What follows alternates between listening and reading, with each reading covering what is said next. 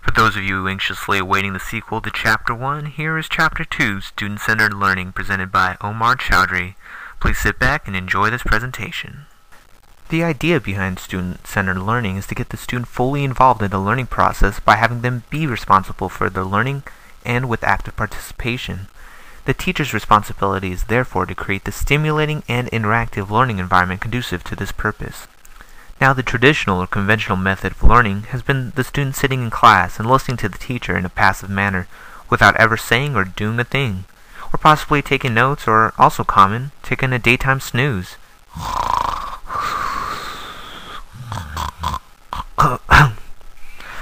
The learning method and subjects are decided on previously by the teacher that emphasizes learning this specific subject in a receptive manner, so the student receives this information like a robot, recording what they can from the audio and visual input. In student-centered learning, on the other hand, students are taking the responsible and active role in their learning by making choices on what to learn and the method in which they prefer to learn the material. Rather than learning single subjects, the students integrate the information with other areas across the curriculum. Students are encouraged to ask questions and seek out answers, leaving the teacher as a guide and facilitator in the learning process. Looking back at traditional learning, we find that students are motivated by extrinsic factors, such as grades. They work as individuals and try to compete with the other students in making comparable or even better projects and papers. Furthermore, they are kept in fixed teaching areas, such as a classroom or a lecture hall, ushered in and kept there like cattle. Moo! While the teachers then examine them to assess their performance. The perspective is on the short-term basis, emphasizing remembering this information for homework completion and examinations. Student-centered learning is again the opposite, with students being motivated by curiosity and working in groups. The learning can occur anywhere, and assessment is performed by the student or classmates. The perspective is long-term with emphasis on retaining the information for lifelong learning. Now, problem-based learning, or PBL, is a method of designing and presenting courses through usage of real-life problems. The students can work independently or in groups to learn and understand these problems without necessarily arriving at a correct answer. Through this method, the knowledge is better remembered because it is then associated within the context in which it is to be used. The most common sources of failure in PBL is neglecting to adequately prepare the staff and students on this methodology. It is similar to how mama birds throw out their baby birds to make them fly, with some able to adjust and others not so much. It is crucial that everyone involved receive enough time and understanding about PBL before starting the program. There are two major purposes to designing the PBL module. One is the attainment of specific learning objectives that show integration and an understanding of a defined problem. The module should also instigate the student to utilize problem-solving skills and self-directed learning. It is important to remember that the PBL module should be complex but simple enough to complete within a fixed time period or due date. There are two approaches. The guided discovery model is a course that's structured in a way that a series of problem set modules will lead the student to learn the content. The other model, known as open discovery, is set up in a way where students have a much greater responsibility in learning by determining the specifics themselves. The method of instruction places the tutor in a facilitator position rather than the traditional dispenser of knowledge position. If tutoring resources are limited, PBL modules can be set in large group settings with students leading the discussions or studying independently. To choose what kinds of problems to use in PBL, find ones that students will most likely face in the professional world. The problem should be broad enough to not become redundant or boring, but specific enough for students to understand and associate, so that they can answer them with simple responses. The problem should be set up in a way where students can analyze the problem and then identify the background knowledge necessary to understand it.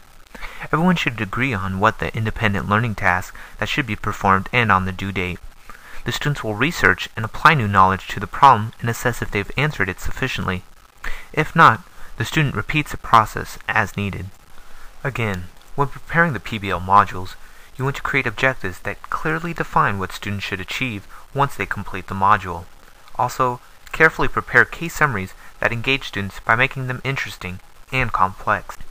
An example of a PBL module is one that identifies the problem and then lists related cases in which the problem is engaged. Next, define the objectives for the problem and list the references and additional resources the student can use to tackle the case and understand the solution to the problem. In assessing the students, challenge them constantly by having them do self-evaluations of their learning successes. Another method is known as the triple jump test. Not quite like the track and field games, because in this test, the students work through a module allowed with the tutor, and in a sense does a hop, skip, and a jump through the assessment process. In review, the tutor plays the role of facilitator rather than expert of the subject matter. The tutor guides students in developing an understanding of PBL and the necessary learning skills such as working in groups, researching information, asking the right questions, and presentation of the information.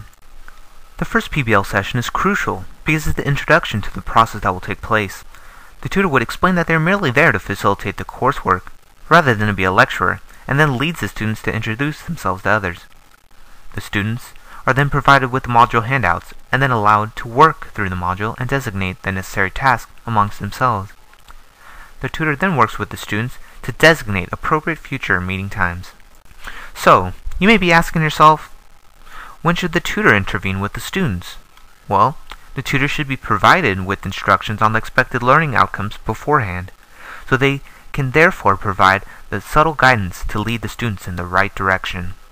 The tutor should also be provided with additional background information to help feed student discussion, and a list of relevant resources to provide to students in their research quest. As the students progress with the problem, it is important to review the work every so often to help guide them and, if necessary, resolve remaining difficulties.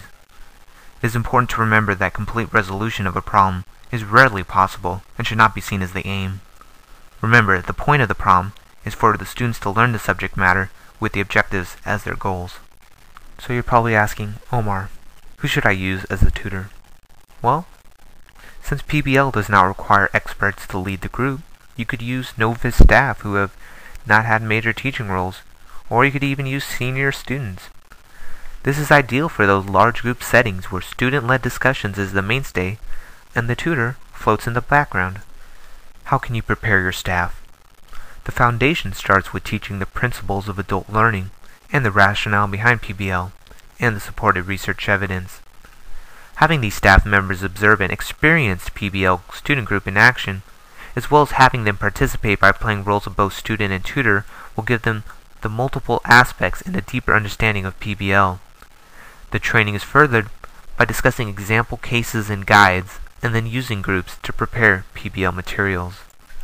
To review PBL, remember it's a fully developed and integrated approach to student-centered learning.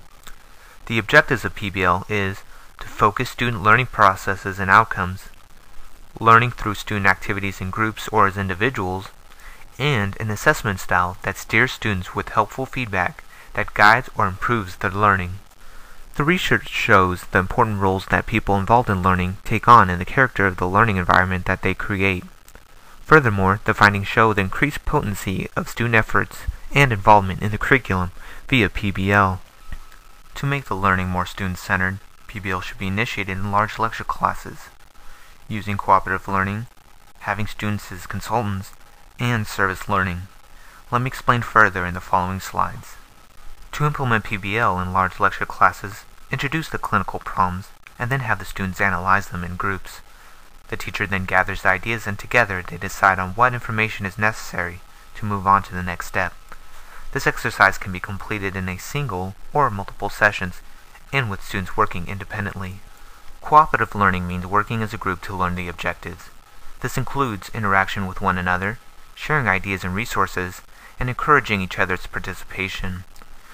Cooperative learning is necessary for students to overcome a large load of material in a short period of time. Hence, adequate learning resources can be provided to supplement the group work. Using students and staff as consultants in the real world allows real-life problems for PBL, and the business earns either a solution or a new perspective. The concept of service learning builds on the fact that students can be helpful as volunteers in the local community with their problem-solving abilities. This can benefit both organizations and individuals, while the students gain valuable experience that broaden and deepen their academic work. Remember, everyone can affect the learning of a student, so everyone should have a role. Thank you for watching, and this concludes my presentation. Goodbye.